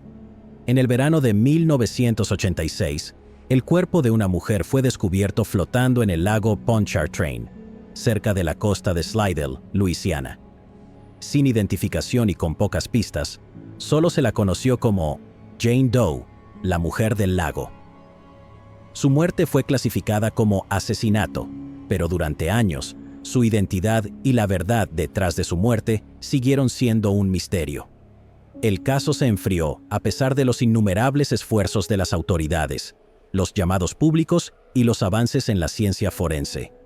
No fue hasta 38 años después que un avance reveló el nombre de la mujer. En junio de 1986, un pescador se topó con un cuerpo flotando en el lago Pontchartrain, cerca de la costa de Slidell, Luisiana, cerca de los puentes gemelos de la I-10. Las autoridades respondieron rápidamente y el cuerpo fue recuperado. La víctima, una mujer joven estimada en sus 20 o primeros 30 años, resultó ser víctima de un asesinato. Había sido asfixiada con una bolsa de plástico ajustada firmemente alrededor de su cabeza, usando cinta adhesiva. Se encontraron heridas de arma blanca en su rostro y un peso atado alrededor de su cuello, lo que sugería que el perpetrador había intentado mantener el cuerpo sumergido. A pesar de una exhaustiva investigación, que incluyó análisis forenses y un retrato compuesto creado por el laboratorio de la Universidad Estatal de Luisiana para representar la posible apariencia de la mujer, la víctima permaneció sin ser identificada. Durante años, el caso recibió actualizaciones periódicas, pero el nombre de la mujer, que más tarde sería conocida como la Mujer del Lago, eludió a las autoridades. A lo largo de los años, la oficina del sheriff de St. Tammany Parish, junto con el Laboratorio de Criminalística de la Policía Estatal de Luisiana y la oficina del forense de St. Tammany Parish, siguieron varias pistas.